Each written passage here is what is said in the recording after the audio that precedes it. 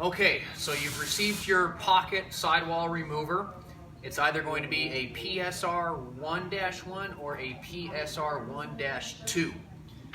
The difference between the two models is the 1-2 model uses an air cylinder to actuate the blade, as opposed to the 1-1 model that uses an foot actuated lever to actuate the blade in a manual type function. So we're going to go through, here are the different parts that you may receive your machine as completely separate. It might be multiple packages. If so, we've unpackaged this, and we're going to go ahead and go through the assembly of this machine with you right now. Okay, so for the first step in this process, we're going to go ahead and assemble the base of this machine, which consists of the center tube with the mount for the center post or the main post of the machine, and the two side rails that act as stanchion for the machine while it's in operation. You're going to need a 3/4 inch socket and a 3/4 inch wrench to install the two bolts that go through each side rail into the center post on either side. So it'll be a total of 4 bolts that you'll need. They're this long. And then we'll go to the next step from there. Okay, so we now have the base put together. We've got the two side rails bolted on with the 2 1/2-inch bolts on either side. Don't forget the lock washers that go between the bolt head and the inside face of these base legs. Again, we use a 3/4 inch socket to get that done. Torque them down nice and tight. In this next step, we're going to need an assistant to help us put the main post of the machine onto the 2 brackets here in the center tube. There are 2 long bolts that are supplied with the kit, and those will go all the way through with nuts on the other side, and we'll go ahead and tighten those down to get the main post of the machine assembled onto its base.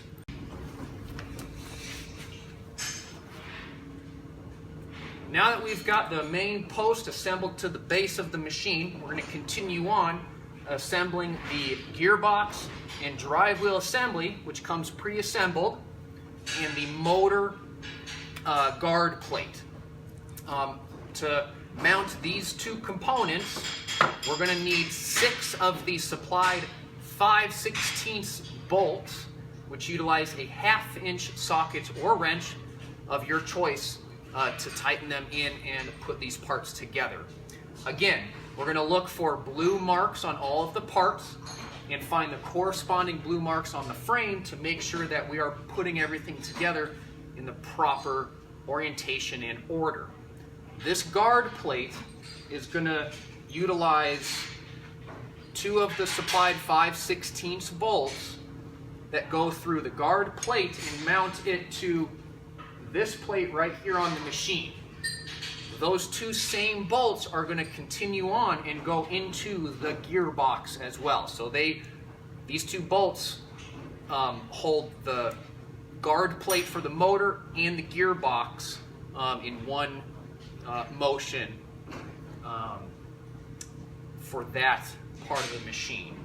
So keep that in mind as you put these together. We're going to go ahead and put the gearbox in place first, leaving out these 2 bolts that we'll use to then mount the motor guard plate as well as our last operation for this step.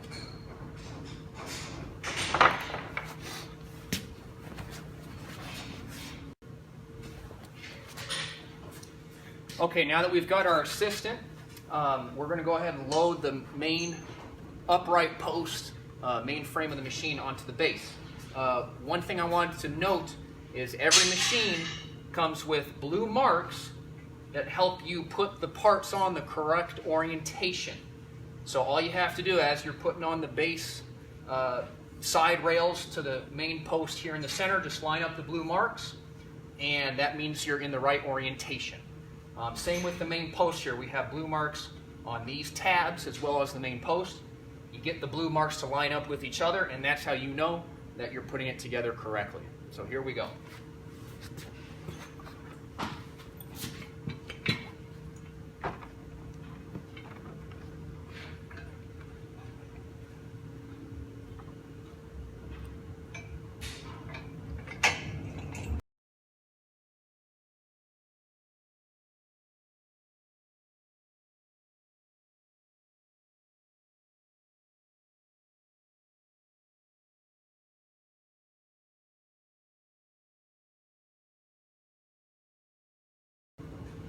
Now that we've got the main post assembled to the base of the machine, we're going to continue on assembling the gearbox and drive wheel assembly, which comes pre-assembled, and the motor guard plate. To mount these two components, we're going to need 6 of the supplied 5/16 bolts, which utilize a 1/2 inch socket or wrench of your choice to tighten them in and put these parts together. Again, we're going to look for blue marks on all of the parts and find the corresponding blue marks on the frame to make sure that we are putting everything together in the proper orientation and order. This guard plate is going to utilize 2 of the supplied 5/16 bolts that go through the guard plate and mount it to this plate right here on the machine. Those 2 same bolts are going to continue on and go into the gearbox as well. So these 2 bolts hold the guard plate for the motor and the gearbox in one motion for that part of the machine. So keep that in mind as you put these together. We're going to go ahead and put the gearbox in place first, leaving out these 2 bolts that we'll use to then mount the motor guard plate as well as our last operation for this step. Okay, now we have the gearbox and drive wheel assembly and motor guard plates bolted in place. You do have the option to put the motor guard plate on last if you feel like it's going to be easier to mount the motor on first. We sometimes do that as well. But what's important to note is the orientation of the drive wheel. It has to be on the top of the machine, and the marks on the gearbox are aligning with the 3 marks that we found on our frame. So we know that we are in the correct orientation. We are now going to bolt the motor onto the gearbox, which is located back here. There's a flange on the gearbox. We're going to utilize 4 of the 3/8 inch bolts that are supplied with the kit. They are going to go through the flange of the gearbox and thread into the housing of the motor. That's how the motor is going to get squeezed up to the gearbox. One thing to note about this step of the process, there is on the shaft of the motor a key, and that key is a little piece of metal that has to align with the internal keyway that is, if you notice, if you look from this end of the machine, you'll see it into the gearbox. That key has to align with the keyway in the gearbox. That's how the motor transmits torque into the gearbox. It is very critical that you do not install the motor without the key. It has to be there. If it is not, give us a call. We can send you a new one if it somehow has been lost during shipping. We're going to go ahead and do that now. And I'll illustrate that here now. Here's the key on the shaft of the motor. This is going to have to align with the keyway in the gearbox.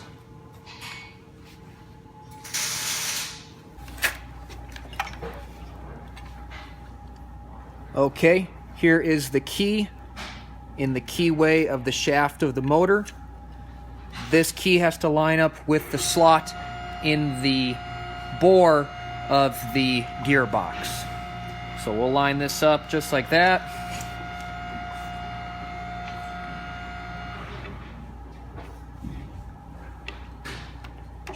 Slip it on, and we make sure that the base of the motor is facing down towards the ground.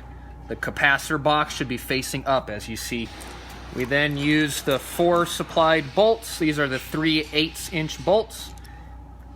One here, one here, one down here, and one down over here. So 4 of total are used.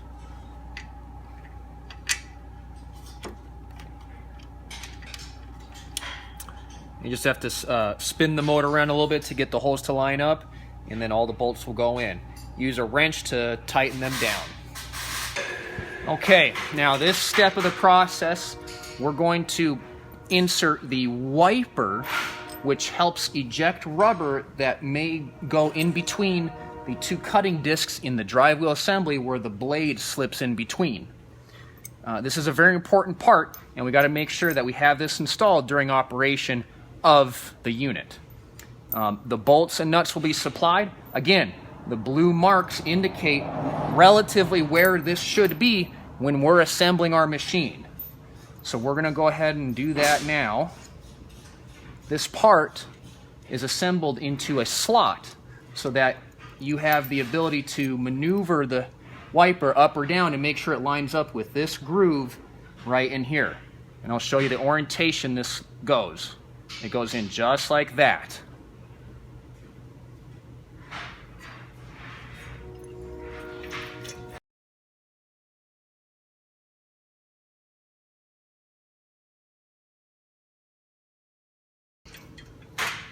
These are 3/8 bolts, so we'll need a 9/16 wrench and socket to tighten these.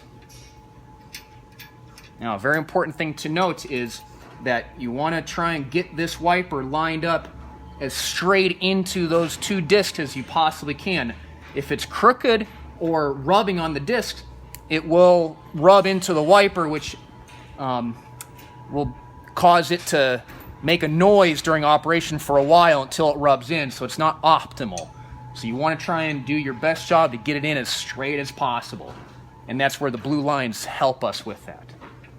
So once those are tight, we'll then be able to move on and put the top guard on the top of the machine. Okay, now that we've got the wiper in place and we've got the bolts tightened for that, now we can put on the top guard. The top guard has the forward, reverse, and off switch on it.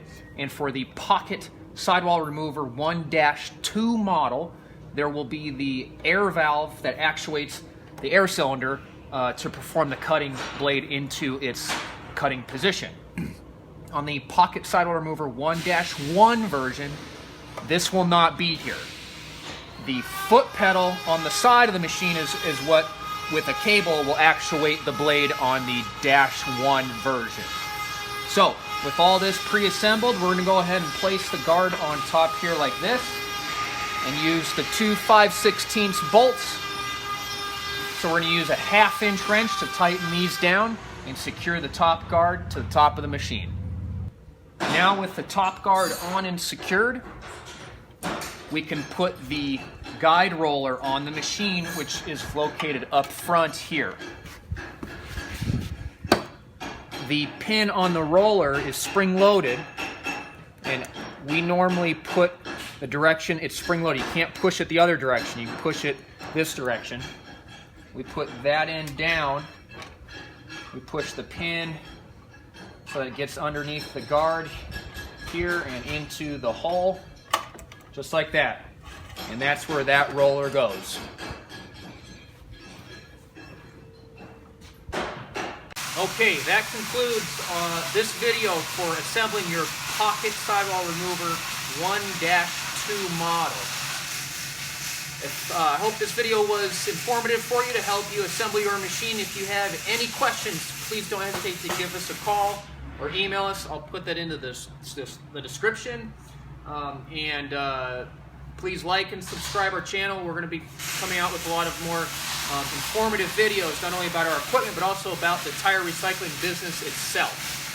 So stay tuned for those videos. And I'm also going to link a couple other videos as well for you to check out. I think you might be interested in as well. Thank you for watching. Have a good one.